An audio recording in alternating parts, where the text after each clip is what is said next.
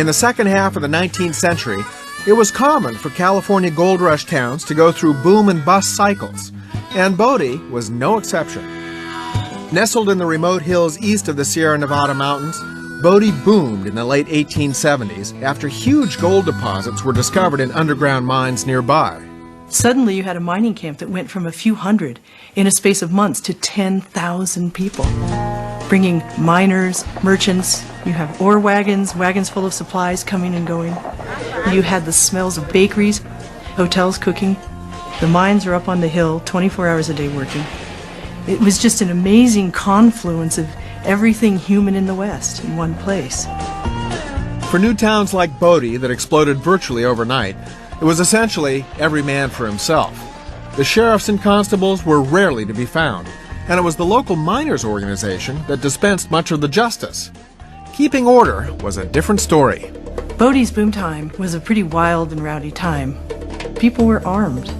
You expected everybody in Bodie did have a gun. Robberies, stage holdups, and street fights were common. After a hard day's work in the mines, liquor flowed freely in the saloons that lined the mile-long Main Street, and things often got out of hand. Murders were almost daily events. Shortly before the boom time, there was a family in San Jose that was moving to Bodie, and they overheard their little daughter, about 4 years old, in her prayers at night. She said, "Goodbye, God, we're going to Bodie." It meant I'm going to the land of no right or wrong.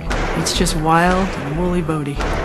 By 1883, as mining claims tailed off and Bodie began its decline, about $14 million in gold had been taken from the nearby mines, worth about $250 million in today's dollars. Bodie's now a state historic park, with only 5% of the original structures still standing. It's preserved in a state of arrested decay, meaning it'll be maintained to look just the way it does today.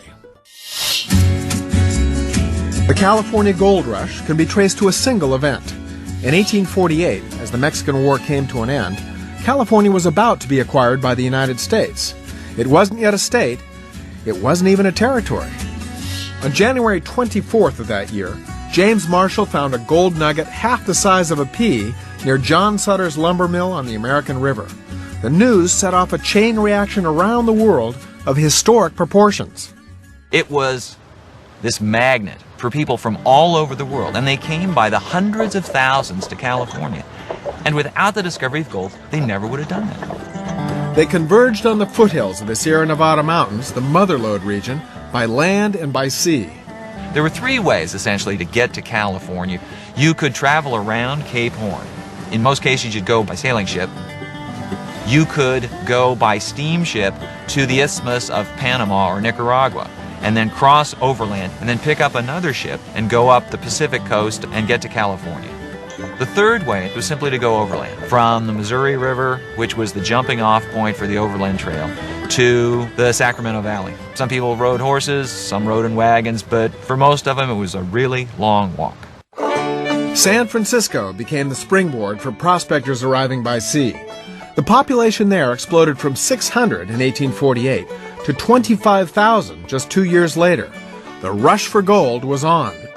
Though I had sailed for California with little faith in the gold stories, when I landed, my skepticism turned to amazement. Everywhere, piles of gold dust, from fine-scale river gold to coarse nuggets. The first gold discoveries in California were made in stream beds, where miners used the power of running water to wash away whatever wasn't gold. They called it placer mining. Working conditions for these prospectors were primitive and backbreaking. The placer miners typically spent 10, 12, 14 hours a day, waist deep, in water that was coming off the glaciers of the Sierras. The sun would be beating down on their heads. So from the waist up, they would be boiling hot. From the waist down, they would be freezing. Well, I wanted to find out for myself. So not too far from John Sutter's lumber mill, where the gold rush began, I joined some modern-day prospectors to try my hand at placer mining.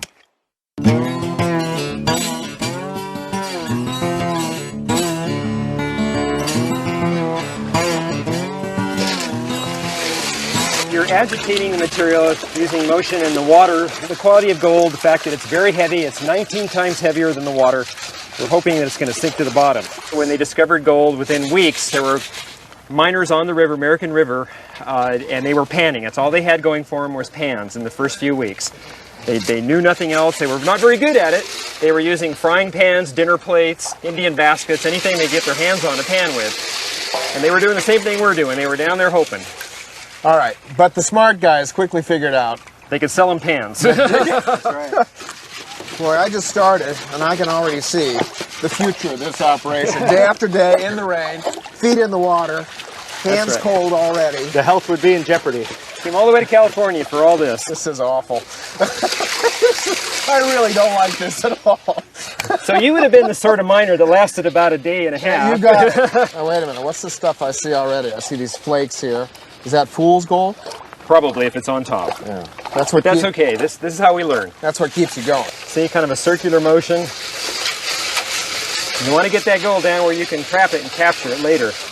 And going from that circular motion, you go to a side-to-side motion like this, and you start to tip the pan.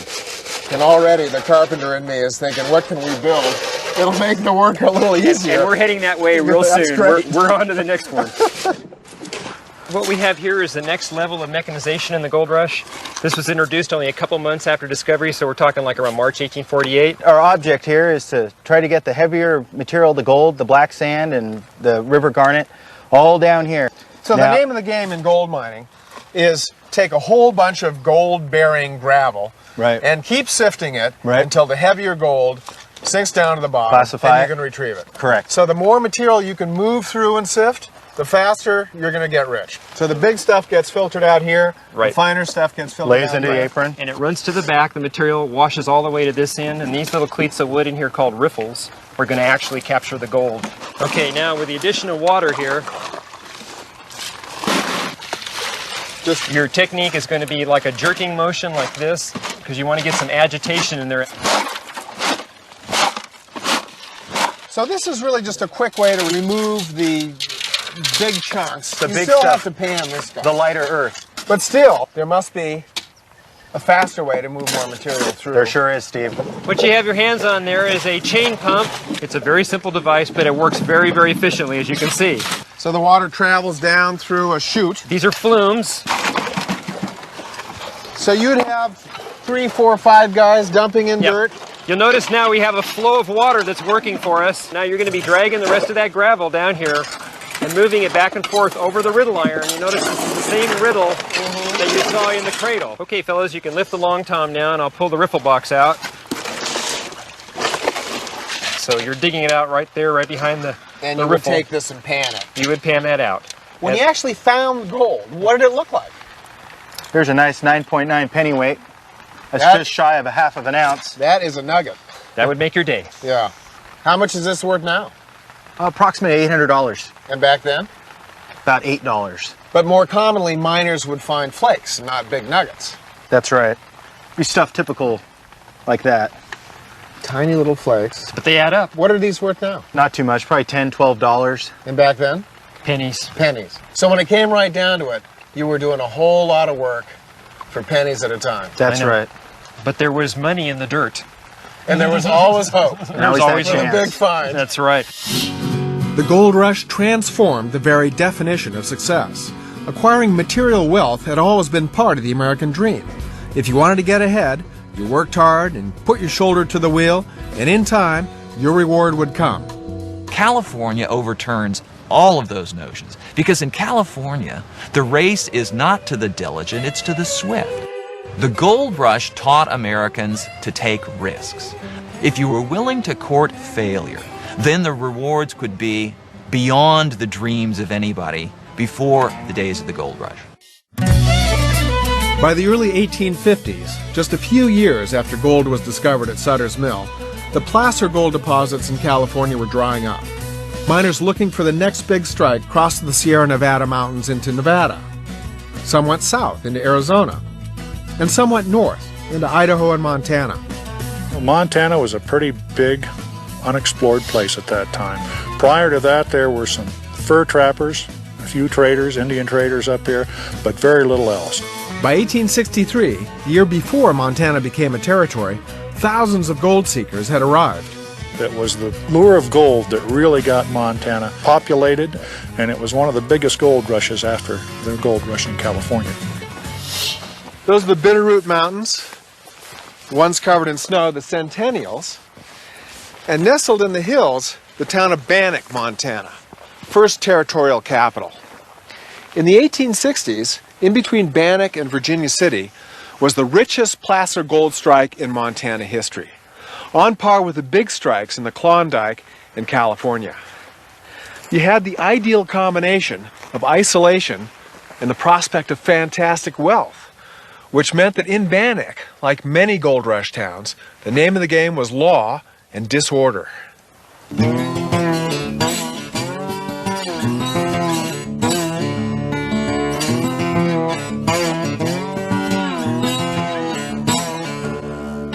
Gold was discovered in July of 1862. There was a group of prospectors from Colorado. They discovered gold about 3 miles downstream from here, and they knew right away they were into something pretty rich. Word spread like wildfire. By that fall, hundreds of prospectors were panning for gold up and down the creek. There were no stores in town, and you brought or shot whatever you needed to survive. You had people that were just out trying to make their fortune. You had people that were trying to escape the Civil War. You had outlaws that were running from the law. So you had all kinds of people, good and bad. Bannack was home to some notorious outlaws. Henry Plummer being the most famous outlaw of all. He was a former lawman in Nevada City, California. He was sentenced to San Quentin for killing a man out there. After he was released, he made his way here to Bannack, and in the spring of 1863, he was elected sheriff. It was believed that he was secretly leading a gang of road agents. That were the outlaws of those days that would hold up stagecoaches, wagon trains, and relieve the miners of their gold dust. It's said that back in 1863, there were over 100 people that were murdered and robbed.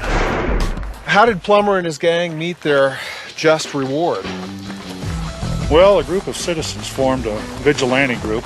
They met secretly. They signed oaths swearing allegiance to one another and that they would do no wrong, that they would do this for the good of the people in this community, since they believed that the law was actually behind all the robberies and murders. The outlaws ended up giving themselves away. Yes, it's kind of ironic. They believed that they had a secret password, and that password is, "I am innocent." So when they were being questioned by the vigilantes, as soon as they said, "I'm innocent," they assumed that they were part of the gang and guilty. And in a period of about 1.5 months, they hanged over 20 people, including Sheriff Plummer and his 2 deputies, right up the draw there at the gallows one cold January evening. The horror of what I saw was photographed on my memory. The bodies of 5 men with ropes around their necks hung limp from a roof beam. I trembled so that I could scarcely run toward home. The vigilantes ruled the Bannack area for another 3 years before life began to settle down. During that time, prospectors began to tap into rich gold veins underground. Throughout the West, placer mining had removed the most accessible gold near the Earth's surface. Other mining technologies evolved that dug deeper. In the 1850s, large companies in California started using a technology called hydraulic mining. High-pressure hoses would literally blast away entire mountains and hillsides, and the gold was then extracted from the residue. Powerful enough to kill a man 200 feet away, hydraulic mining was environmentally devastating and ended by the turn of the century. Huge dredges also began to be used to scoop out entire riverbeds and streams. And miners searched for gold in underground veins. It was called lode mining.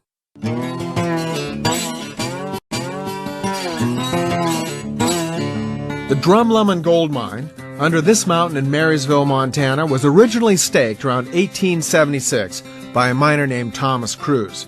He was clearly onto something, because from 1883 until 1950, over 500,000 ounces of gold were recovered, worth more than $255 million in today's dollars. So how was lode mining done in the late 19th century?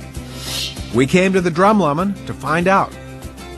Steve, looks like you're ready to go underground here. Protective footwear, you got sturdy clothing on, you got a miner's belt with the battery for your headlamp. protective D-ring. The battery has a cord that goes up to your headlamp on the side here. Turn the lamp on and off and focus it. You got hearing protection on your hard hat, safety glasses, and over on this side of your belt, this is a self-rescuer. In case of a mine fire, it converts the carbon monoxide to carbon dioxide. It'll burn your mouth because it's an exothermic reaction, but don't spit it out. So I think we're ready to go. Okay. Okay. Oh, by the way, grab that box of dynamite when you come.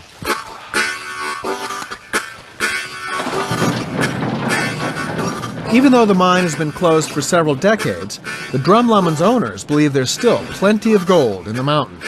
Mining engineer Larry Hoffman and I came to see for ourselves. Here we're about 700 feet into the 1,600-foot tunnel. This timbering keeps the unstable ground in this section of the mine from falling down on us. We're about 400 feet below the surface. Is it safe? Yeah, it's safe, but you can see where the timber's kind of sagging here.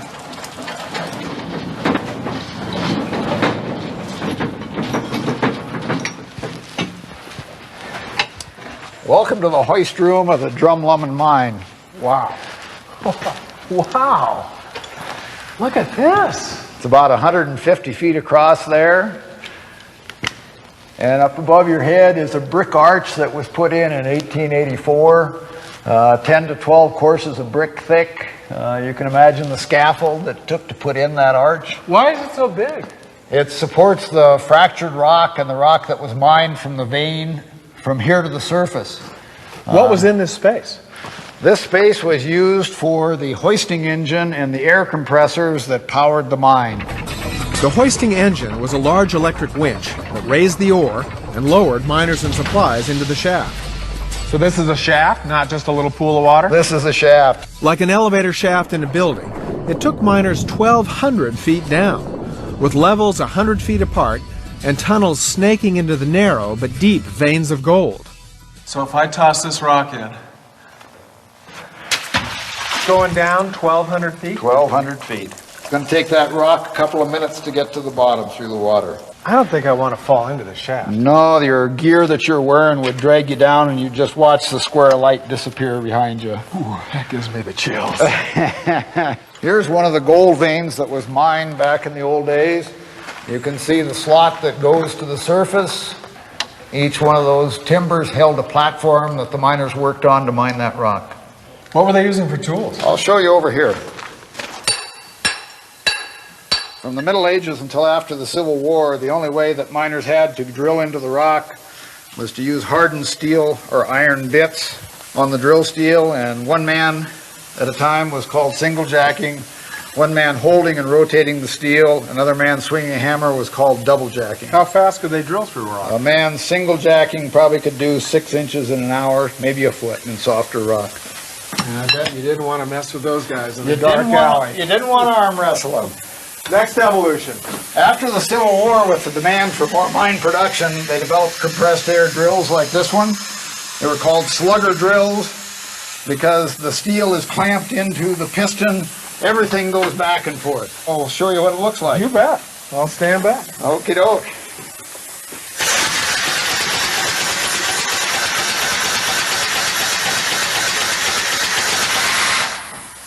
From the piston drill, technology evolved into the light hammer drill, the heavy hammer drill, faster and faster drilling. Why drill to begin with? To get dynamite behind the rock, to blast the rock out, get the gold. Rock in the box, Pard, rock in the box. At the end of the 19th century, the Drumlummon mine was the most productive gold mine in Montana.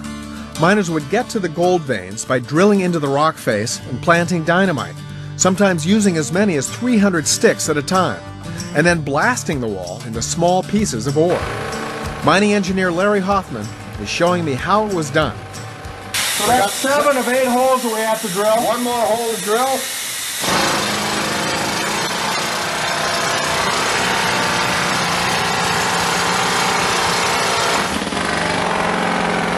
So these are long tubes like a sausage, and they're kind of squishy. Yeah. What's in there? It's actually an emulsion, ammonium nitrate based, with accelerators in it. And what are you attaching to it? This is the non-L detonator.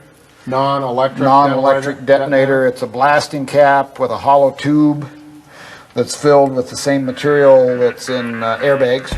Larry's plan is to detonate the dynamite in 3 separate blasts that go off in close sequence. To maximize the amount of rock we'll blow out from the wall, we have to drill the holes in a precise pattern. Next, we insert the blasting caps into the sticks of dynamite. The blasting cap is real sensitive. If you hit it against a rock or hit it against a rail, it could go off. Once the flame front reaches here, the actual cap goes off. And then the cap sets off the Dynamite. So this is the lethal combination. Right.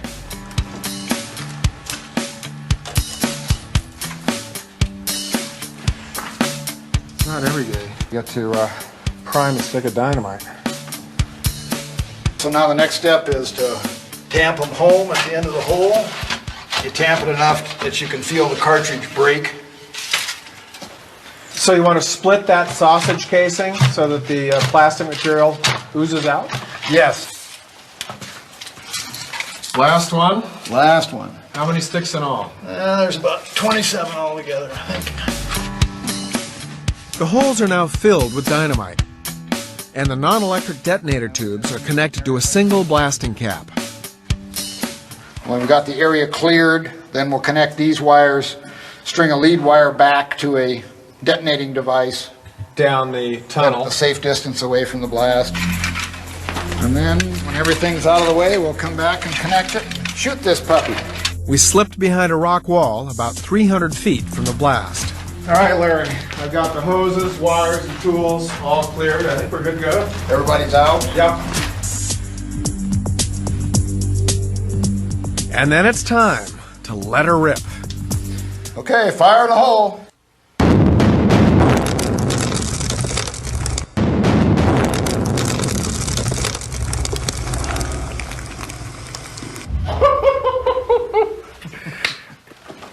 This is awesome. Is there any gold in here? Well, we'll take a couple of samples back and we'll assay them. But in mining, we always say, you always drive one more round because you might be just a foot from $1 million. On the other hand, you might be 1,000,000 feet from $1. Well, speaking of rounds, I'm buying. Hey, we got enough gold to buy. In lode mining, the gold is still embedded in the ore. To extract it, the ore was transported to stamp mills, where it was pulverized by huge cast iron rods called stamps. Again and again, 1,000 pounds of weight, of force would come crashing down on the rock and just crush it, till it was dust. Wherever there were gold mines, there were stamp mills, running 24 hours a day, 7 days a week. Some mills contained as many as 50 stamps. We searched far and wide for a 19th century stamp mill that still worked. We finally tracked one down in Nevada City, California, painstakingly restored by mining preservationist Mike Nevius. So what's the process? I can see the ore carts up top there. Yeah, the ore gets dumped into the hopper, and then just the weight of the ore brings it all the way down to a feeder mechanism that feeds it to the stamps, and then it crushes the rock. And these are the stamps. How much do they weigh? They're 1,000 pounds each. And it just pulverizes the ore. That's right. Can you crank it up?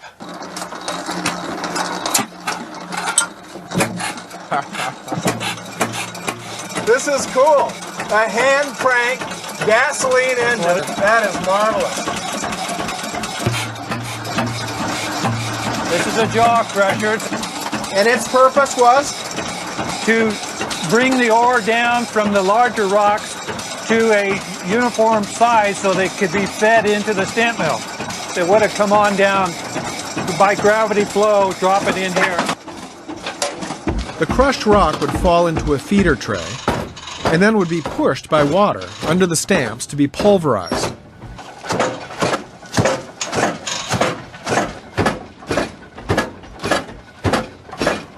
So Mike, how does it work? Well, the shaft is turned by the belt, and the camshaft turns and lifts the lifter, drives the stamp up, and it drops of its own free weight onto the ore. So those pulverize the ore. The ore and water would drop onto large copper sheets coated with mercury. The gold particles combined with the mercury to form a sludgy alloy called amalgam. The amalgam was scooped into buckets and heated in a retort to about 700 degrees. The mercury evaporated, leaving behind a spongy form of gold, which was then melted and formed into solid bars. For the prospectors who rushed out west in the late 19th century, mining for gold was often backbreaking work. It rarely paid off. For many, it was very much like a lottery, and for a few people who struck it rich, there were very, very many people who came home empty-handed. But there was another way to make a fortune, by selling goods and services. It was called mining the miners. The miners required all sorts of products, all sorts of provisions, everything that constituted civilized life back east. They would pay top dollar for clothes, for pants that wouldn't wear out. Merchants the world over saw an opportunity they couldn't pass up. In 1853, Levi Strauss expanded his family's New York dry goods business to San Francisco. 20 years later, he pioneered the use of metal rivets that kept denim pants from falling apart. At first called waist overalls, these jeans were a huge hit with miners who needed clothing that wouldn't fall apart after months in the mine. Other entrepreneurs were also doing brisk business. Folger's Coffee originated when James Folger from Nantucket, Massachusetts, came out west with his brothers to mine gold, but then discovered there was a market for pre-ground coffee. John M. Studebaker built and sold wheelbarrows to miners. In the next century, he and his brothers made automobiles. But whatever equipment miners used, it had to be durable, and much of it was made from cast iron. In the early days, equipment was shipped from foundries back east. Within a few years, though, wherever there was a mine, a foundry was often operating nearby. Today, only a few of these foundries are still standing. We located one just several miles from where the California gold rush began.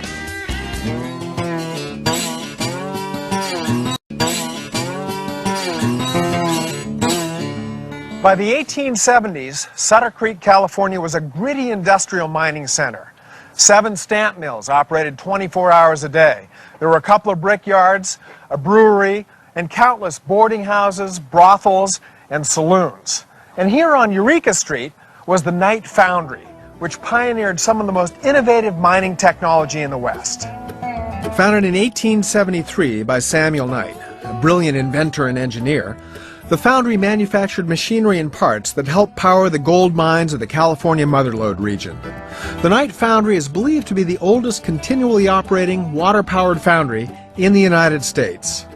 Andy, it's 130 years ago. Knight Works is in full swing. Paint me a picture of what it's like. Well, it's a bustling shop. There's somebody standing at every one of these big machines doing work. There's probably 20 machinists in here. The people that worked on these machines, many of them were trained by Knight. There'd be kids hanging out at the door of the foundry every day. These are original machines, by the way? These are machines. This place was fitted out by about 1882. It was pretty much as you see it today. Looks like about 125 pounds of water pressure in this pipe. Where does the water come from? Comes from 45 miles back in the mountains by a canal system of flumes and ditches, comes to the edge of the valley here, and then drops in a pipe almost 500 feet down. And that gravity pressure in the pipe gives us all this pressure. The pressure comes in here through a valve, in through a jet, small jet really, into this. The water comes out of here about 110 miles an hour. So it's like a big squirt gun coming in there. This was Samuel Knight's signature invention, the water-powered impulse turbine, or the Knight wheel. The wheel starts turning, it's going by at about 50, and when the water hits the bucket, it does a U-turn, and then drops down at 0. It gives all of its energy to the wheel, almost all of it. This was Knight's genius. Yes, this is the most efficient machine ever invented. You figure a steam engine that they were using then would get about 6% of the energy out of the wood it used, or an automobile only gets 12–15% of its energy out of the gasoline. This wheel from the get-go got 70%, and today they make 92%. This is how we create our hydroelectricity in California, is a wheel like this. And this one wheel runs most of the shop. That's right, and it was invented by Samuel Knight. Can we crank it up? Oh, sure, but if we do, we would be very wet, so let's put the hood down. Okay. Turn the valve slowly. You can hear the water coming through the pipe. Keep going. Sounds like a jet engine taking off, doesn't keep it? going. Okay, more. Here we go. Wheels beginning to turn. Wow, look at that. The main belt, the power system, running all of the machines in the machine shop. That is amazing. Most of the equipment at the Knight Foundry was made of cast iron. The iron casting process for all tools, large and small, such as this gear used in a drill press, always began by fashioning a wooden model in the pattern shop. The wooden pattern would then be placed in a box and packed in a special mixture of sand used for casting. The pattern was then carefully removed, leaving its impression. Molten iron was poured in, and the piece took shape. After the iron cooled, the piece was transferred to a large lathe, where holes were milled to precise specifications. Well, here's one of our real treasures. This is the oldest working machine tool in the United States. Knight bought this used. It came around Cape Horn in a clipper ship during the gold rush, and it's an 1850 New Haven lathe. This type of bed lathe was used in the manufacture of almost every kind of machine operating in gold mines and stamp mills. Here, the center hole in the drill press gear is being fine-tuned, as it was done more than a century ago. Well, there's your bevel gear, Steve, finished and ready to go to work. That is cool, Joe. Thank you. Andy, it's amazing to think that this is just one of thousands of individual custom parts that the Knight Foundry produced. And whole machines, from the smallest pump to the most massive mine hoist, all created in this wizard's workshop of Samuel Knight. It's an amazing piece of history. Thanks for saving it for us. Our pleasure. In the 1860s, in the mountains of western Montana, placer miners struck gold in First Chance Gulch. They were soon hunting for the underground sources of the placer deposits and worked their way 6 miles up the side of this mountain. At the top, they found what they were looking for, and the town of Garnett was born. By 1897, over 1,000 people lived and worked here, seeking their fortunes in the underground mines. Garnett was one of the last of the Montana boom towns, and today is one of the country's few remaining gold rush ghost towns.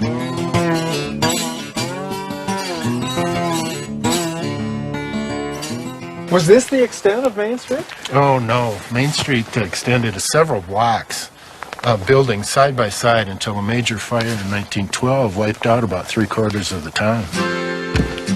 This is the general store, and this was opened by Frank Davy, who was an Englishman. He came up here and he spoke the Queen's English. He was very prim and proper. And if you can imagine an English butler in a movie, that would be Frank Davy. He would get up every morning and put on a 3-piece suit with his celluloid collar, and he was all business. And he smoked a pipe and he looked a little stern, and but he had a heart of gold. He extended credit to the miners over and over again. One of the great colorful characters of Montana history. Some of the miners' cabins have decayed badly and are in desperate need of restoration. So the residential neighborhood was upslope of downtown. It was. It was up here on the hillside. The road to the mine is right down there. So there are a lot more cabins in the old days? There sure were. This whole area was filled with cabins. But through the years, they burned, a lot of them through coal oil lamps tipping over and chimney fires. So that makes it that much more important that we preserve what we have here. So the surviving ones, how are they faring in this Montana climate? Well, let's take a look at this cabin up here. Well, I know they were a little bit shorter back then, but I don't think they were this short. No, not really. What happened to the building? This is a great example of Mother Nature reclaiming a log structure. How so? Well, when the logs don't have a foundation underneath them, they just rot into the ground. So you're telling me that at one time this was a window at eye height? It was. This was normal height. Hard to believe, but it sunk down. That many logs have rotted out underneath it. So how do you go about bringing a structure like this back? Well, for that answer, you have to talk to Bernie Weisgerber. Will do. Thanks, All right. Alan. Thank you. Bernie, you're a log cabin restoration specialist who has worked all over the United States. What causes these buildings to melt into the ground? Biggest problem, Steve, is water and dirt. If you've got water and dirt in contact with logs on the building, you're going to have a deterioration of the fabric. So when these buildings were built, The miners who built them just took that first log, set it right on the ground? Yeah, probably the logs were skidded down off the hill here out of native material, brought right down here, dug in place, and just laid up from there. The base logs were completely deteriorated, especially back into the hillside right there. We had this tree, which was growing up and shoving the building over here. We had the ground that was swallowing it up. We got a crew here from Glacier National Park who specialize in log cabin restoration, stabilizing this building. What's the goal? The goal is to keep it for your grandchildren. I mean, that's always the goal with our historic structures, is to keep them in perpetuity. First step? First step would be these whalers right here. Whalers? Whalers. Before anything else happens, the building has to be stabilized. So these 4x6s are sandwiched. There's one on the inside. They're bolted together with this rod here and just clamped in place. So that keeps the logs from rolling off each other when you start moving the building around. It does. Once the building is stable, what's next? Next is excavation, and we have to dig a ditch in here, cut this all out, cut the grade down, and so we can jack it up. And what we do for that is use a system of bell-based screw jacks that just screw up, take the weight, and this new high-tech thing here, an air pillow, which the compressor, it's pretty neat. It's just sort of a pillow that raises the building up. But the most important thing is the cribbing. The cribbing are these square cants that are cross-hatched in here underneath the building and then wedged up with these miners' wedges. And that really is the safety mechanism for this building. And this job is a really safe job, the way I look at it. The name of the game in historic preservation is to save as much original fabric as possible in the cabin. And you can see where this is original right here. This is a new piece that's been chunked in here from the crown end back to this lap joint, which is not quite finished yet. Wouldn't it have been easier to replace that whole log rather than having to make those fancy cuts? It sure would have been, but as you can see, this portion of the log is still sound, so we save every inch of original fabric. You can readily tell the new from the old. Does that bother you? Not at all. I'd rather have it be that way. I don't want somebody coming in here and mistaking our work today for the original builder's work. So once these repairs are made, what comes next? Well, we have to notch one and bring it over and put it up underneath.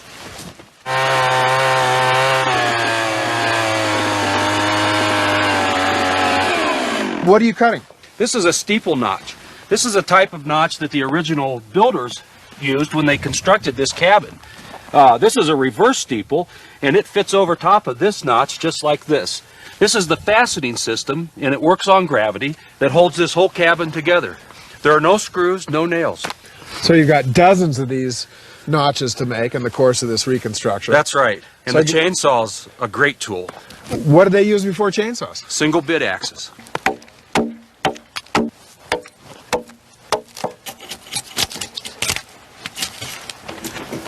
Steeple notch, all done. So you've got notches on both ends of the log. The log is cut to length. Is it ready to go into place? Not so fast. We got a surface on the interior that was flattened or hewn, and we got to do that to it before we put it in the cabin. What do you use for that? Use the broad axe for that. Wow, look at these tools. These look as old as the cabin. Yeah, actually they are. These three right here are late 19th century. This is my grandfather's broad axe. This is a slick. You push it, it's kind of like a big chisel, but you don't drive it like a chisel. This is another broad axe, and the one I'm going to use for the hewing.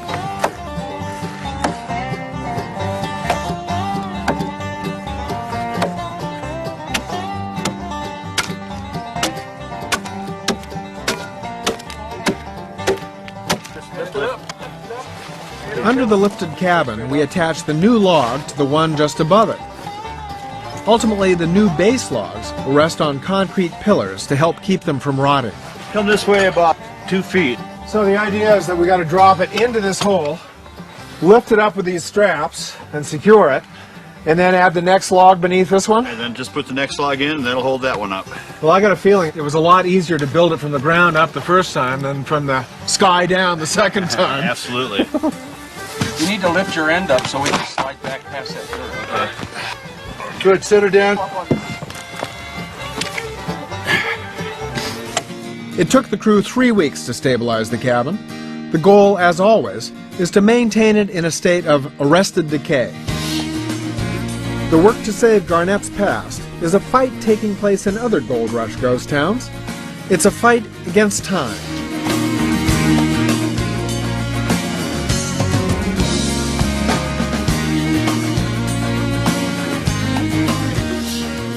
The rush for gold transformed the American West. Hundreds of thousands of people came here from the world over, and many of them stayed. These towns generated tremendous wealth, and they were magnets for fresh thinking and innovative technology. These weathered old buildings contain the stories of the men, women, and children who lived and died here. If we don't maintain them, they'll turn to dust, and the stories will be just words without a place to make them real. By preserving these gold rush ghost towns, we keep alive the story of the American West. For the History Channel, I'm Steve Thomas, and thanks for watching.